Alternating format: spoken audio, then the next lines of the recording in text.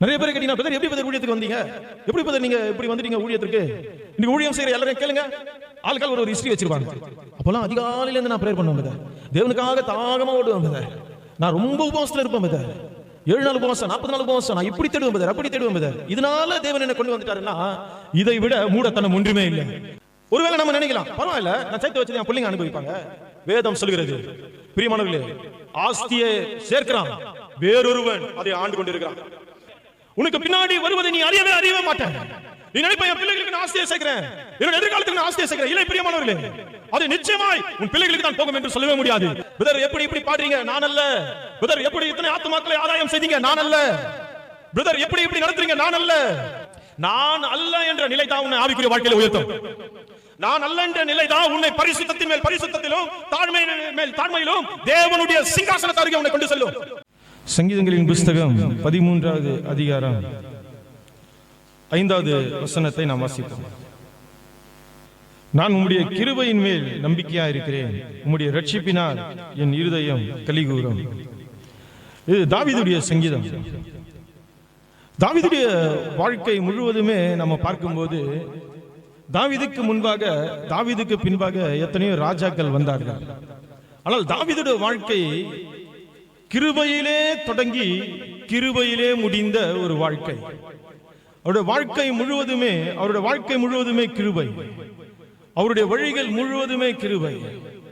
தாவீதுடைய வாழ்க்கை கிருபையினால் நிரப்பப்பட்ட ஒரு வாழ்க்கை. அதனால்தான் தாவீது சொல்றாரு, நான் உம்முடைய கிருபையின் மேல் நம்பிக்கையா இருக்கிறேன். தாவீதுடைய வாழ்க்கையில அவர் மனிதர்களை நம்பினது இல்லை, அவர் தன்னுடைய ராஜ்யத்தை நம்பினது இல்லை, அவர் தம்முடைய உடன் இருந்தவர்களை அவர் நம்பினது இல்லை, தம்முடைய செல்வத்தை அவர் நம்பினது இல்லை. தாவீதுடைய வாழ்க்கை தொடக்கம் முதல் முடிவு வரையிலும் அவர் தேவனுடைய கிருபையின் மீது நம்பிக்கையாயிருந்தார். அதனாலேதான் தாவீது மகிமையிலே தொடங்கி மகிமையிலே தன்னுடைய வாழ்க்கையை நிறைவு செய்தார். பிரியமானவர்களே, அதனாலதான் தாவீது சொல்லுகிறார், நான் உம்முடைய கிருபையின் மேல் நம்பிக்கையா இருக்கிறேன்.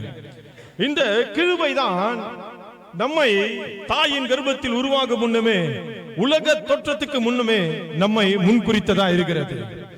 இந்த கிருபை தான் நம்முடைய வாழ்க்கையை கர்த்தருக்குள்ளே இழுத்து நடத்துகிறதா இருக்கிறது. தேவன் நம்மை நடத்துகிற 3 கிருபை என்னுடைய இருதயத்திலே தேவன் ஏவின, தேவன் தந்த இந்த 3 கிருபைகள். பிரியமானவர்களே, முதலாவதாக அது சத்தியத்திலே நடத்தும் கிருபை, நம்மை சகல சத்தியத்திற்குள்ளும் நடத்துகிற கிருபை. இரண்டாவதாக பலன் தரும் கிருபை, அது நம்முடைய வாழ்க்கை முழுவதும் நமக்கு பலனை தருகிற கிருபை. மூன்றாவதாக நம்மை பிரயாசப்பட செய்கிற கிருபை அல்லது பயன்படுத்துகிற கிருபை. இந்த தலைப்புகளின் கீழாக நான் உங்களிடத்திலே செய்தி அளிக்க விரும்புகிறேன்.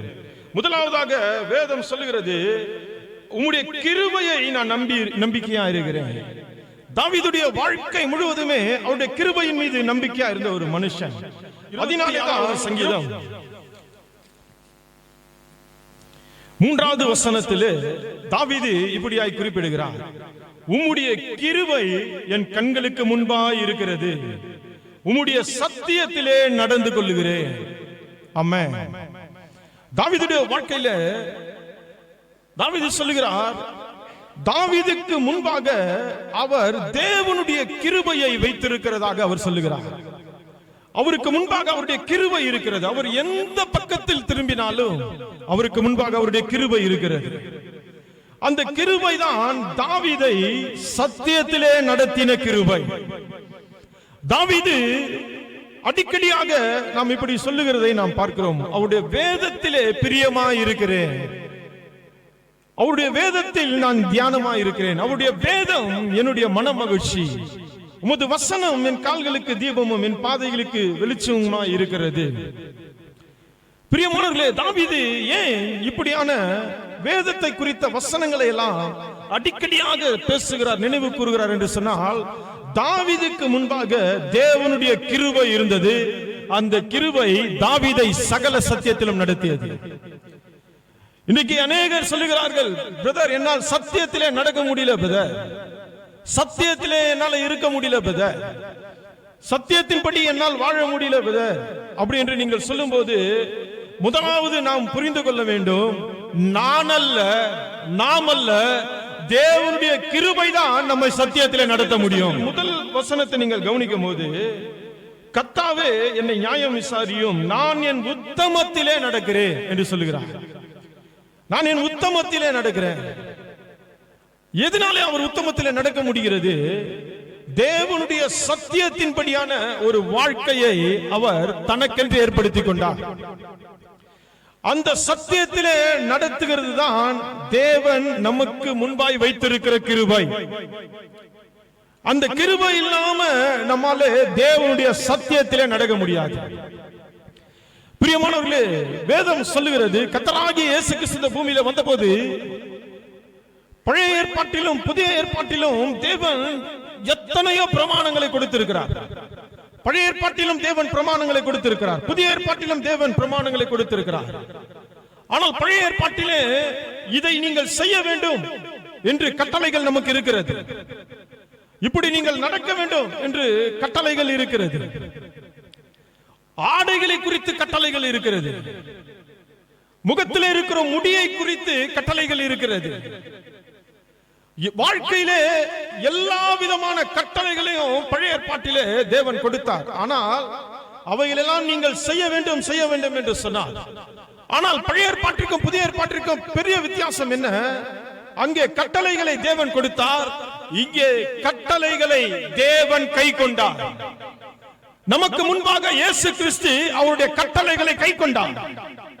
ஒரு மாதிரியான வாழ்க்கையை நமக்கு வைத்து விட்டு போனார். அங்கே தேவன் வெறும் இதை செய் அதை செய் என்று அவர் சொன்னார். ஆனால் புதிய ஏற்பாட்டிலே தேவன் மாம்சத்திலே வந்து மனுஷனாய் வந்து அவைகளெல்லாம் நமக்கு முன்பாக செய்து ஒரு மாதிரியை வைத்து விட்டு போயிருக்கிறார்.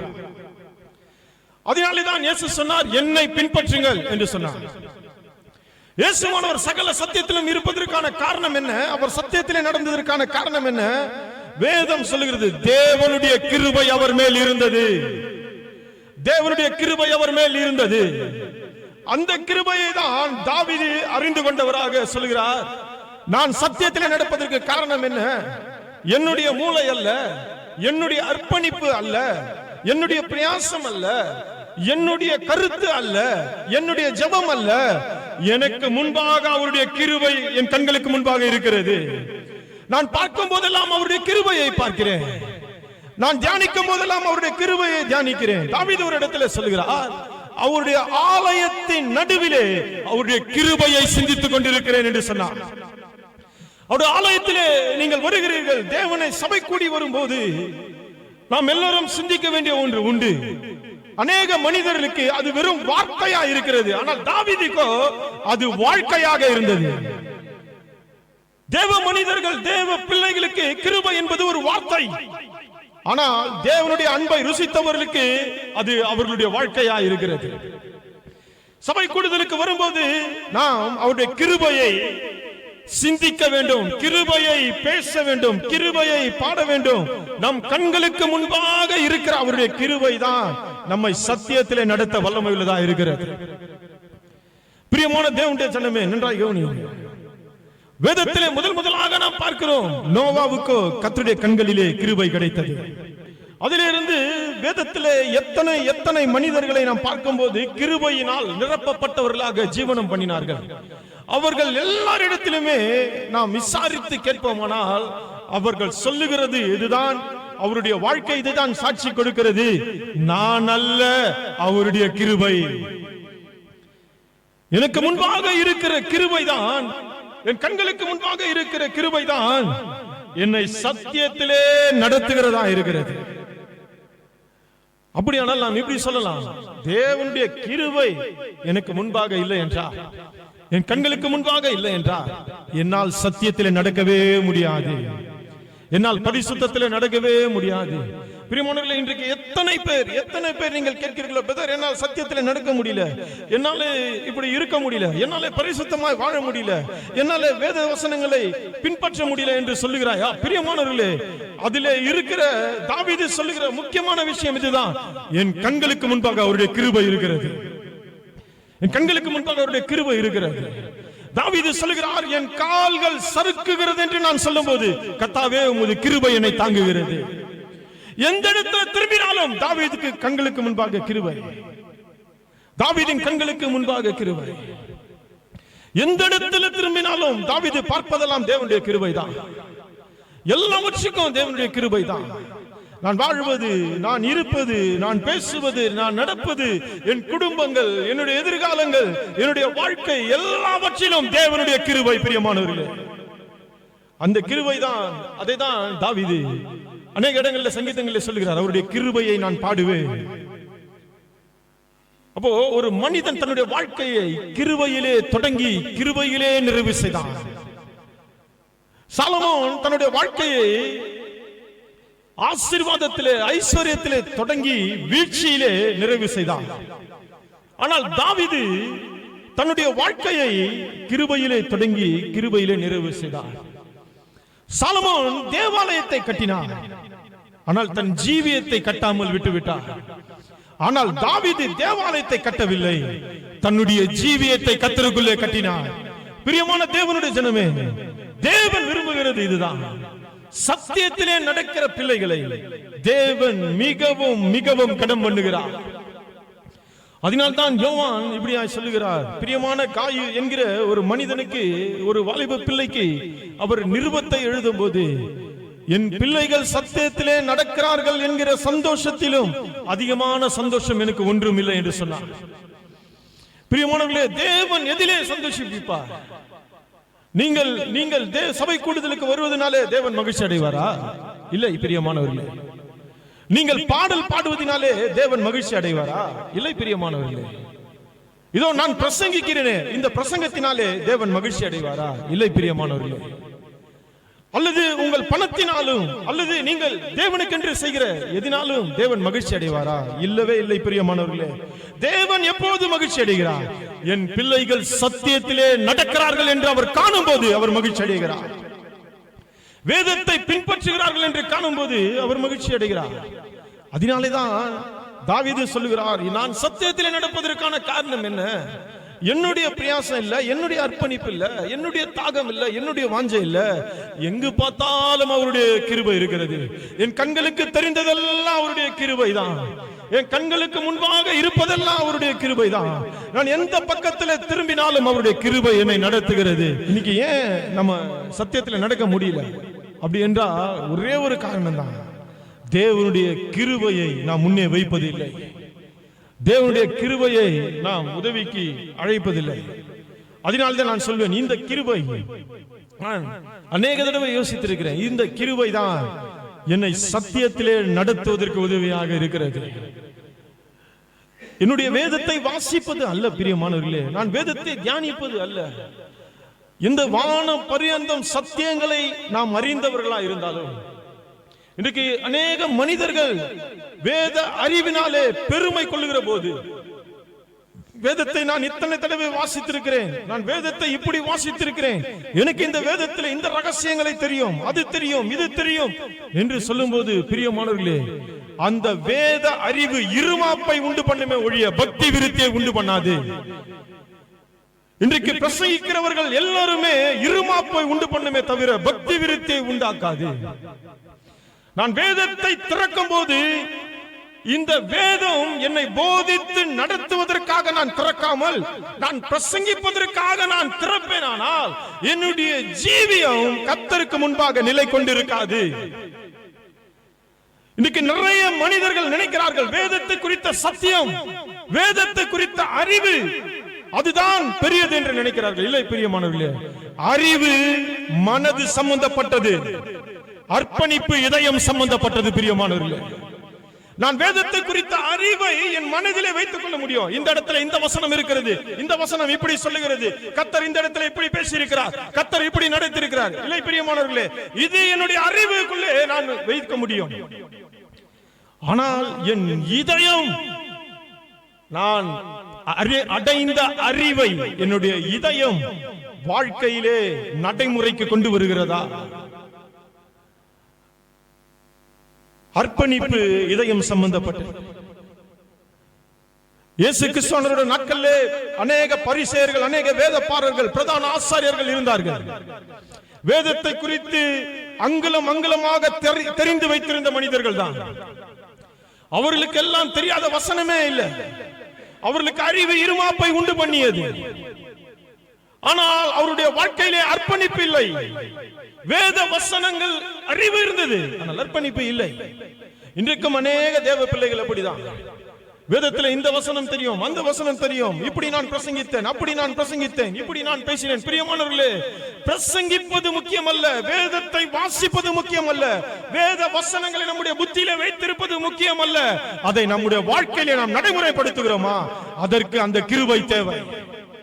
அந்த கிருபை தேவை. எனக்கு முன்பாக இருக்கிற அந்த கிருபை, தாவீது சொல்றாரு, இந்த கிருபை தான் என்னை சகல சத்தியத்தில் நடத்தியது.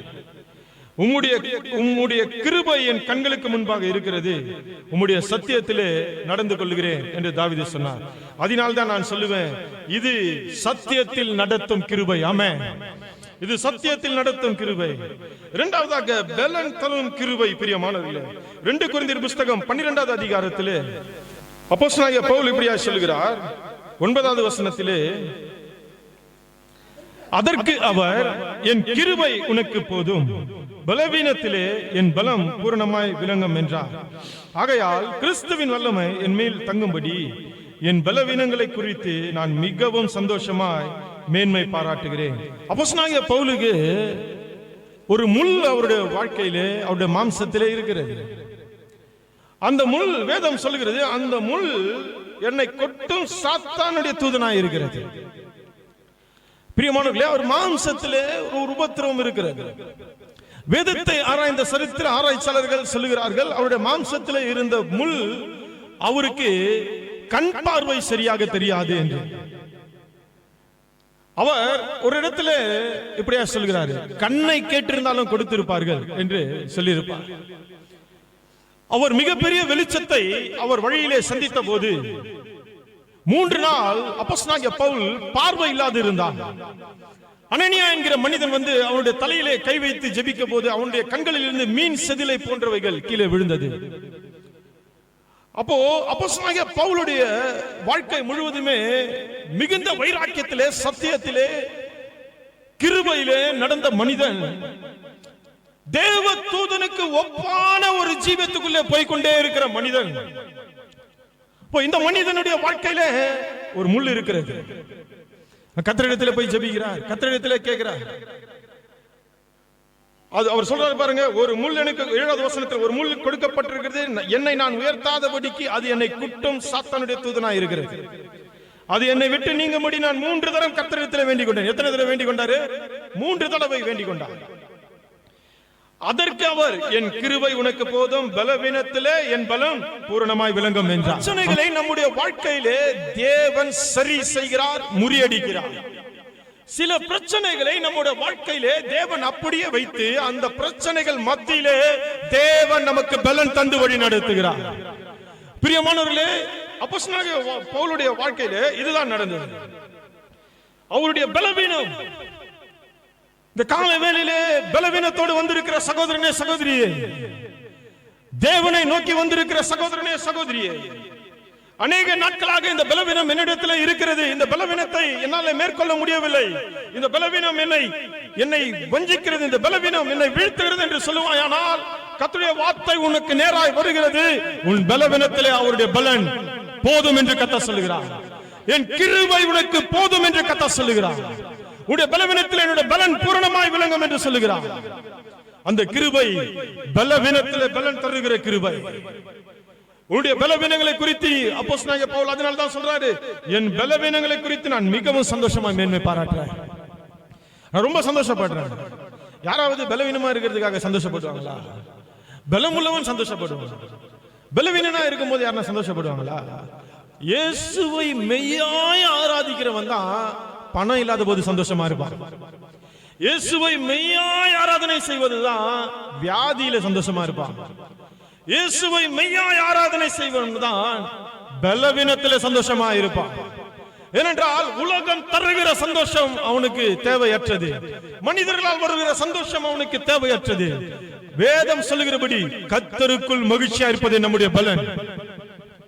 பிரியமானவர்களே, யாராயிலும் பலவீனத்துல சந்தோஷப்படுவீங்களா? பலவீனம் தான் என்ன பண்ணுவீங்க? முறுமுறுத்து கொண்டே இருப்பீங்க. ஐயோ, எனக்கு இந்த பலவீனம் இருக்குது, எனக்கு இந்த பலவீனம், எனக்கு கால் வலிக்குது, எனக்கு அது வலிக்குது, எனக்கு இப்படி இருக்குது, என்னால முடியல.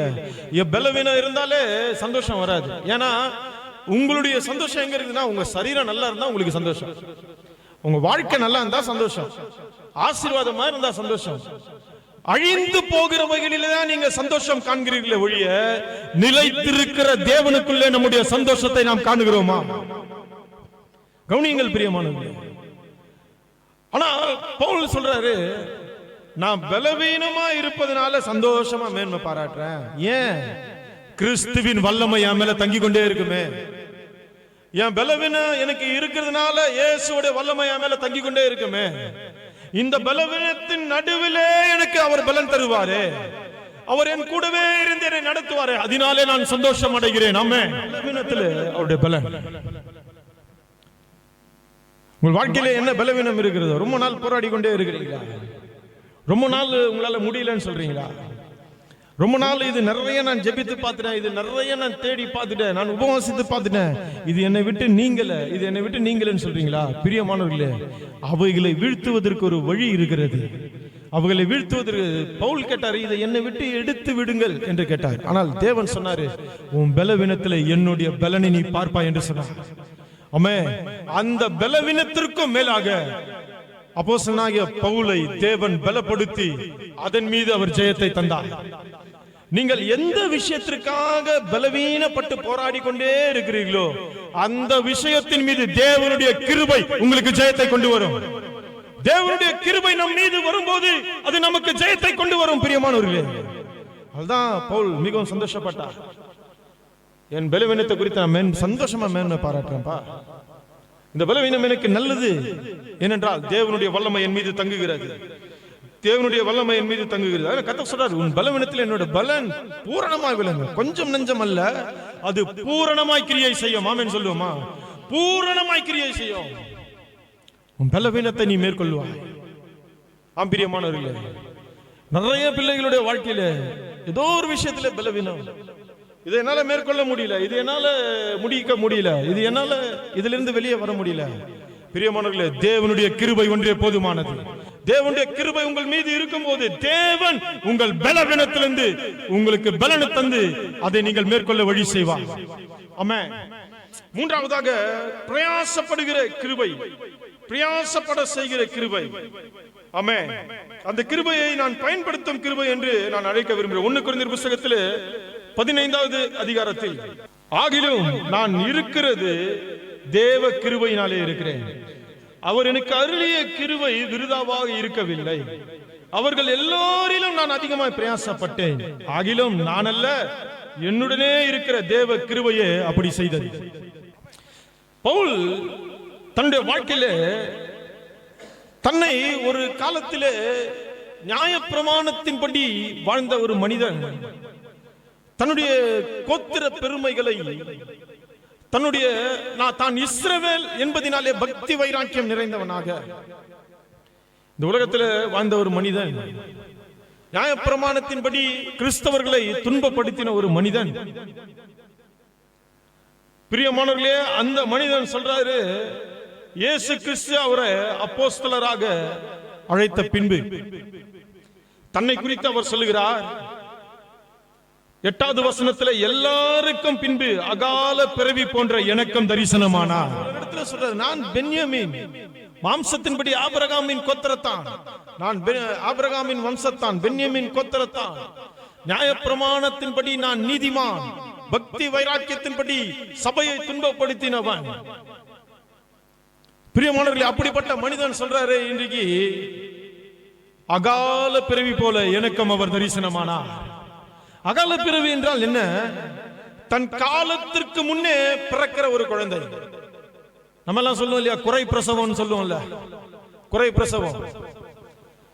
தாயின் கர்ப்பத்திலிருந்து வெளியே வரதுக்கு 9 மாசத்துக்கு முன்னாடியே வெளியே வந்துட்டு அதை என்ன சொல்லுவோம்? பவுல் சொல்றாரு, குறை பிரசவத்தில் பிறந்த அகால பிறவினார் எனக்கும் அவர் தரிசனமானார். எனக்கும் அவர் தரிசனமானார். இப்போ 9வது வசனத்துல சொல்றார், நான் அப்போஸ்தலர் எல்லோரிலும் சிறியவனாய் இருக்கிறேன். அப்போஸ்தலர் எல்லோரிலும் சிறியவனாய் இருக்கிறேன். தேவனுடைய சபையை துன்பப்படுத்தினதினாலே நான் அப்போஸ்தலன் அல்ல என்று பெயர் பெறுவதற்கு நான் பாத்திரன் அல்ல. ஆகிலும் நான் இருக்கிறது தேவ கிருபையினால் இருக்கிறேன். நான் இருக்கிறது தேவ கிருபையினால் இருக்கிறேன். இயேசு கிறிஸ்துவின் 12 அப்போஸ்தலர்களை விட அப்போஸ்தலனாகிய பவுலை தேவன் வல்லமையாய் அதிகமாய் பயன்படுத்தினார். அதிகமாய் பிரயாசப்பட்டார். எதனோடு அவர் பிரயாசப்பட்டார்னா, போன தடவை நம்ம பார்த்தோம் அல்லவா, அந்த பலவீனத்திலும் தேவனுடைய பலன் பூரணமாய் விளங்கிச்சு. எல்லா அப்போஸ்தலர்களை விட பவுல் அதிகமாய் பயன்படுத்தப்பட்டார், அதிகமாய் பிரயாசப்பட்டார். அதனாலதான் வேதம் சொல்லுகிறது, நான் இருக்கிறது தேவ கிருபையினால் இருக்கிறேன். பிரதர், நீங்க எப்படி பிரதர் இருக்கிறீங்க? சிஸ்டர், நீங்க எப்படி இருக்கிறீங்க அப்படின்னு கேட்டா, நான் இருக்கிறது தேவ கிருபையினால் இருக்கிறேன். நான் எழுத்த ரொம்ப நல்லா பார்த்துப்பேன் பிரதர், நான் நல்லா வாக்கிங் போவேன் பிரதர், நான் நல்லா எக்ஸசைஸ் பண்ணுவேன் பிரதர், நான் நல்லா டயட் கண்ட்ரோல்ல இருப்பேன் பிரதர். இல்லை பிரியமானவர்களே, இதனாலே நான் இருக்கிறேன் என்று சொல்ல முடியுமா? இல்லை பிரியமானவர்களே, நான் இருக்கிறது தேவ கிருபையினால் இருக்கிறேன். இதே போலதான் ஆவிக்குரிய விஷயத்துல நான் நல்லா பைபிள் படிப்பேன் பிரதர், காலையில எழுந்தோடனே பிரேயர் பண்ணிடுவேன் பிரதர், வாரத்துக்கு 2 நாள் உபவாசிச்சிடுவேன் பிரதர், எப்ப பார்த்தாலும் வசனத்தை தியானிப்பேன் பிரதர், எல்லா பிரேயர் கொடுக்க நான் போயிடுவேன் பிரதர், நான் இப்படி அர்ப்பணிப்பேன் பிரதர், நான் அப்படி அர்ப்பணிப்பேன் பிரதர். அதனாலதான் பிரதர் தேவன் என்னை இங்க கொண்டு வந்தார் அப்படின்னு நம்ம நினைச்சோம்னா, நம்மை விட அறிவினம் உள்ளவர்கள் ஒருவரும் கிடையாது. நிறைய பேர் கேட்டீங்கன்னா, பிரதர் எப்படி பிரதர் ஊழியத்துக்கு வந்தீங்க, எப்படி பிரதர் நீங்க இப்படி வந்துட்டீங்க ஊழியத்திற்கு? இன்னைக்கு ஊழியம் செய்யற எல்லாரையும் கேளுங்க, ஆளுக்கால் ஒரு ஹிஸ்டரி வச்சிருப்பாங்க. அப்பெல்லாம் அதிகாலையில இருந்து நான் பிரேயர் பண்ணுவேன் பிரதர், தேவனுக்காக தாகமா ஓடுவேன் பிரதர், நான் ரொம்ப உபவாசத்துல இருப்பேன் பிரதர், 7 நாள் உபவாசம், 40 நாள் உபவாசம், நான் இப்படி தேடுவேன் பிரதர், அப்படி தேடுவேன் பிரதர். இதனால தேவன் என்னை கொண்டு வந்துட்டாருன்னா, இதை விட மூடத்தனம் ஒன்றுமே இல்லை. அப்போஸ்தலனாகிய பவுல் சொல்றாரு, பவுலே நீர் எப்படி இவ்வளவு பிரயாசப்பட்டீங்க, எப்படி இத்தனை சபைகளை நிறுவினீங்க, எப்படி இத்தனை நிருபங்களை எழுதினீங்க, எப்படி எல்லாரிலும் அதிகமான பாஷைகளை பேசுறீங்க, எப்படி உங்க உடம்புல இருந்து கச்சைகளை கொண்டு போய் போட்டால் பிசாசுகள் ஓடுகிறது, வியாதிகள் சுஸ்தமாகிறது, எப்படி இதெல்லாம் நடக்குதுன்னு கேட்டா பவுல் சொல்றாரு, நான் இருக்கிறது தேவ கிருபையினால் இருக்கிறேன். இன்னைக்கு ஊழியர்கள்லாம் சொல்றாங்களே, நான் இப்படி செய்தேன் அப்படி செய்தேன், அதனால தான் கர்த்தர் என்னை உயர்த்தினார். இல்லை பிரியமானவர்களே, தேவன் என்னை உயர்த்துவதற்கு என்னிடத்திலே ஒன்றும் இல்லை என்பதை நான் காண்கிறேன். தேவனுடைய கிருபை மாத்திரமே நம்மை உயர்த்துகிறதா இருக்கிறது.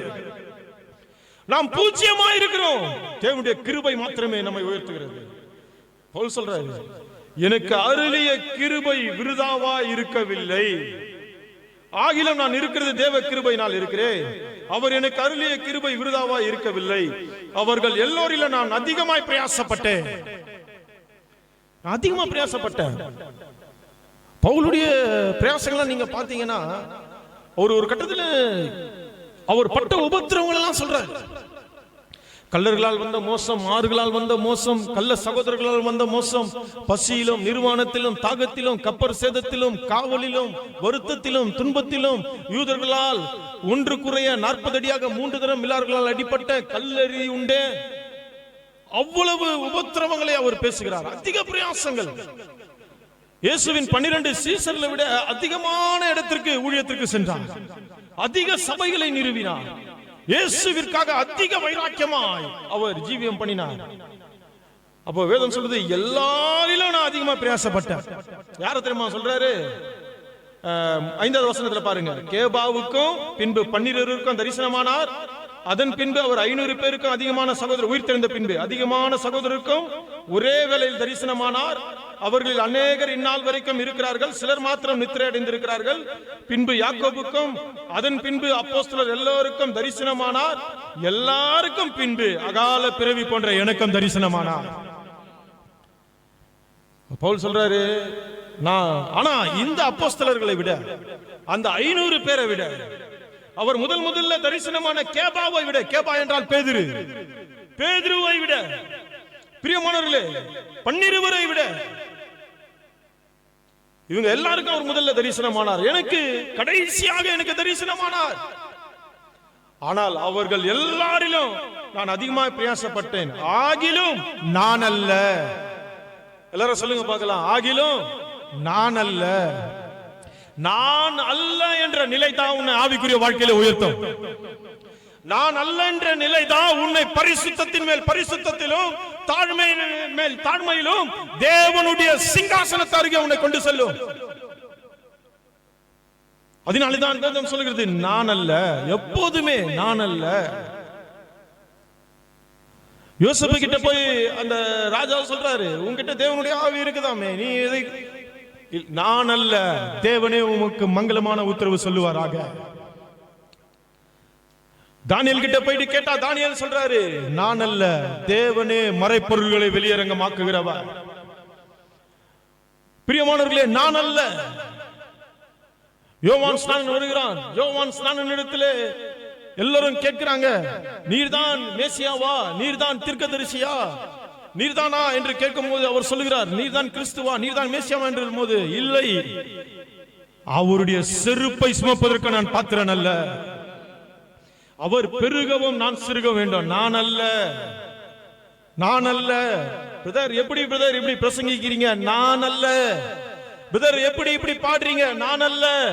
பிரதர் எப்படி இத்தனை ஆத்துமாக்களை ஆதாயம் செய்தீங்க? நான் அல்ல. பிரதர் எப்படி இப்படி நடத்துறீங்க? நான் அல்ல. அவர்கள் எல்லாரிலும் அதிகமாய் பிரயாசப்பட்டேன், ஆனால் நான் அல்ல, என்னுடனே இருக்கிற தேவ கிருபையை அப்படி செய்தது. இந்த கிருபை தான் நம்மை பிரயாசப்பட வைக்கிற, பயன்படுத்துகிற கிருபை. தேவனுக்கு நான் பயன்படணும், தேவனுக்கென்று நான் பயன்படணும், என் வாழ்க்கையிலே தேவனுக்கென்று நான் பயன்படணும் என்கிற உணர்வும் என்கிற புத்தியோடு நீ இருப்பாயானால் காலை வேளையிலே கர்த்தருடைய வார்த்தை உனக்கு நேராய் வருகிறது. நீ அல்ல, தேவனுடைய கிருபையை நீ நம்பும் போது தாவீது சொன்னது போல, என் கண்களுக்கு முன்பாக அவருடைய கிருபை இருக்கிறது. ஆமென். என் கண்களுக்கு முன்பாக அவருடைய கிருபை இருக்கிறது. அவருடைய கிருபைதான், அவருடைய கிருபைதான், அந்த கிருபை தான் உன்னை பயன்படுத்தும். நான் அதிகமா பிரயாசப்பட்டேன், ஆனா அப்ப அவர் என்ன சொல்றாரு? தேவ கிருபையினாலே நான் இருக்கிறேன், தேவ கிருபையினாலே நான். யாக்கோபு சொல்றாரு, யாக்கோபு 4வது அதிகாரத்துல 13வது வசனத்துல, மேலும் நாங்கள் இன்றைக்கு அல்லது நாளைக்கு இன்ன பட்டணத்திற்கு போய் அங்கே 1 வருஷம் தங்கி வியாபாரம் செய்து சம்பாத்தியம் பண்ணுவோம் என்கிறவர்களே கேளுங்கள். எல்லாம் சொல்லுவாங்களே, நான் நாளைக்கு இதை பண்றேன் இன்னும் 1 வருஷத்துல. இப்ப நிறைய பேர் வாழ்க்கையே கனவு உலகத்துல தான் வாழ்ந்துக்கிறாங்க. இப்ப வர்றவங்க எல்லாருமே எப்படி இருக்கிறாங்கன்னா, வாழ்க்கையே ஒரு கனவு உலகம். இந்த வயசுல இதை பண்ணிடணும், அந்த வயசுல இது பண்ணிடணும், அந்த வயசுல இது நடந்துடணும், அதுக்குள்ள இவ்வளவு சேர்த்து வச்சிடணும், இப்படி இருக்கணும், என் பிள்ளைங்க எதிர்காலம் எப்படி இருக்கணும், என் வாழ்க்கை எப்படி இருக்கணும், எல்லாம் கணக்கு. இதுதான் இயேசு கிறிஸ்து ஒரு இடத்துல அருமையா சொல்லி இருக்கிறாரு. ஒரு ஐஸ்வர்யம் ஒருத்தர் இருந்தான், அவன் தனக்கு பண்டகசாலையை உண்டாக்குறான், நிறைய பொருளை சேர்த்து வைக்கிறான். அந்த ஐஸ்வர்யவான் அவனுக்கு தேவையான எல்லாவற்றையும் சேர்த்து வச்சுட்டு அவன் சொல்றான், என் ஆத்மாவே, உனக்காக அநேக பொருளை நான் சேர்த்து வச்சேன், இனி சந்தோஷமா நீ என்ன செய், இளைப்பாரு அப்படின்ட்டு. அப்போ சத்தம் கேக்குது, மூடனே, இன்று ராத்திரியில உன் ஆத்மா உன்கிட்ட இருந்து எடுத்துக்கொள்ளப்படுமே, நீ என்ன செய்வ? ஒருவேளை நம்ம நினைக்கலாம், பரவாயில்ல, நான் சேர்த்து வச்சதை என் பிள்ளைங்க அனுபவிப்பாங்க. வேதம் சொல்லுகிறது, பிரியமானவர்களே, ஆஸ்தியை சேர்க்கிறான், வேறொருவன் அதை ஆண்டு கொண்டிருக்கிறான். இன்றைக்கு எத்தனை பேர் என் பிள்ளைகளுக்கு ஆஸ்தியை சேர்க்கிறேன், என் பிள்ளைகளுக்கு ஆஸ்தியை சேர்க்கிறேன்னு சேர்த்து வைத்தவர்களுடைய ஆஸ்தி அவர்கள் பிள்ளைகளுக்கு போகவே இல்லை தெரியுமா? பிரியமானவர்களே, அவருடைய வாழ்க்கை முடிந்தவனே குடும்பத்திலே சூழ்நிலைகளில் நடப்பதை நீ அறியவே அறிய மாட்டேன், உனக்கு பின்னாடி வருவதை நீ அறியவே மாட்டேன். நீ நினைப்ப, என் பிள்ளைகளுக்கு நான் ஆஸ்தியை சேர்க்கிறேன், என்னுடைய எதிர்காலத்துக்கு நான் ஆஸ்தியை சேர்க்கிறேன். இல்லை பிரியமானவர்களே, அது நிச்சயமாய் உன் பிள்ளைகளுக்கு தான் போகும் என்று சொல்லவே முடியாது. தேவனுடைய கிருபை இல்லாவிட்டால் அது என்ன வேணுமானாலும் நடக்கும். அப்படிதான் இன்றைக்கு அநேகர் ஆஸ்தியை சேர்க்கிறாங்க, ஆனால் அந்த ஆஸ்தியை வேறு ஒருத்தன் ஆட்சி செய்து கொண்டிருக்கிறாங்க. இன்னைக்கு அநேகர் பணத்தை சேர்க்கிறாங்க, அந்த பணத்தில் வேறு ஒருவன் வாழ்ந்து கொண்டே இருக்கிறாங்க. பிரியமானவர்களே, அதனால்தான் யாக்கோபு இப்படி சொல்றாரு, மேலும் நாங்கள் இன்றைக்கு அல்லது நாளைக்கு இன்ன பட்டணத்திற்கு போய் அங்கே 1 வருஷம் தங்கி வியாபாரம் செய்து சம்பாத்தியம் பண்ணுவோம் என்கிறவர்களே கேளுங்கள். உங்க மனக்கண்ணிலே, உங்க மூளையிலே, உங்க சொந்த புத்தியிலே, நான் இப்படி இருந்துருவேன், அப்படி இருந்துருவேன், நாளைக்கு இதை செய்திருவேன், நான் இந்த வருஷத்துல இதை சம்பாதிச்சிருவேன், இவ்வளவு இது பண்ணிருக்கிறேன், அவ்வளவு போட்டிருக்கிறேன். பிரியமானவர்களே, நாளைக்கு நடப்பது உங்களுக்கு தெரியாதே. நாளைக்கு நடப்பது நமக்கு தெரியாத போதே இவ்வளவு ஆட்டம். நாளைக்கு நடப்பது என்னன்னே தெரியாதப்பவே இவ்வளவு ஆட்டானா பாத்துக்காங்க.